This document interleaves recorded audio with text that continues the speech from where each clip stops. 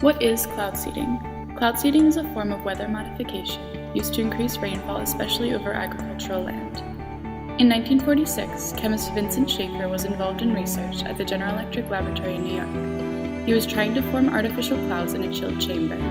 One day, when he thought the chamber was too warm, he added dry ice in an effort to cool it. A cloud formed, as the ice crystals provided a nucleus around which water droplets could collect.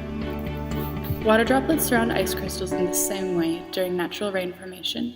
Using an airplane, Dr. Schaefer was able to replicate this dry ice effect with natural clouds over Massachusetts. Later, scientists would use silver iodide, whose crystal structure allows for similar effects. Since the discovery of this method, cloud seeding has been put to use globally with varying effectiveness. Still, cloud seeding was credited with having created 52 artificial rainstorms over the deserts of Abu Dhabi. It is currently in use in countries like the United States, Argentina, Australia, China, and the UAE. Reverse cloud seeding was even used to prevent rain at the Beijing Olympics opening ceremony in 2008. Approaching storms were seeded so that they would release their precipitation before they reached the complex. Even in dry areas, the air contains some water. Rainfall occurs when these droplets of water form around other particles in the air, like dust, and become too heavy to remain suspended. The droplets then fall and form rain. Cloud seeding works by inducing nucleation. Nucleation is the formation of a new structure. Essentially, the process introduces more particles for the water in the air to crystallize around, which leads to increased rainfall.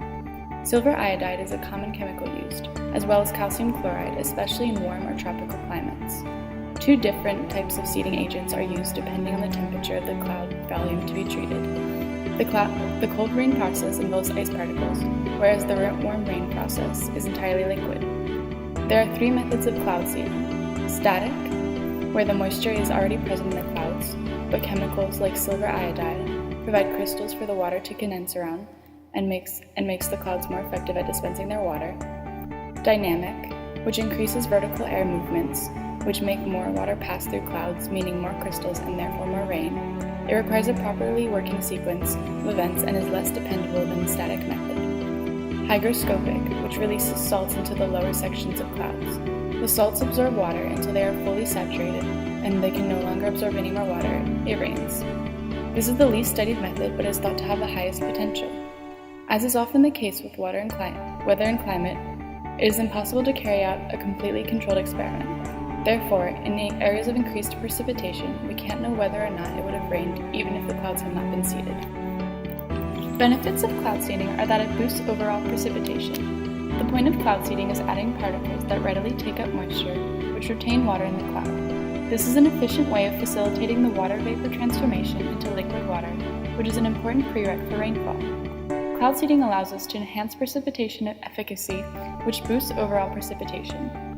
It can also provide relief to drought-stricken areas. In the same way that cloud seeding can boost precipitation, the formation of rain is essential in drought-stricken areas. Using cloud seeding, these areas can produce rain, which may in turn alleviate the problem of water scarcity. Finally, it can also reduce crop damage. Just as cloud seeding can be used to boost the likelihood of rain, it can also be used to suppress precipitation that could be harmful to crops. For example, excessive snow could be suppressed just like hail or excessive rain, which would damage or drown crops. There are also several disadvantages to cloud seeding. In order for cloud seeding to work, we have to inject the atmosphere with particles that readily absorb water. Once we're done using these particles to absorb water, they don't just go anywhere. They will stay in the atmosphere. This is where the long-term effects of iodine come into play. One of the biggest chemicals that is used in cloud seeding is iodine, as previously mentioned. Currently, there are no harmful effects of using iodine, but extensive studies have also not been done, so this remains a bit of a mystery, and the lack of knowing is a drawback because it could potentially be harmful. Besides the health of animals, plants, and humans, there is also the cost of cloud seeding to consider.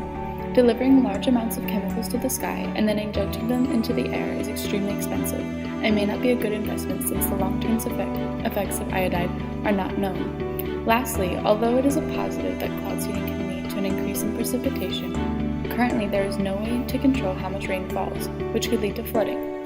In conclusion, there is a lot of uncertainty surrounding cloud seeding, but it stands as one of the strongest possibilities for modifying weather and therefore mitigating the effects of climate change.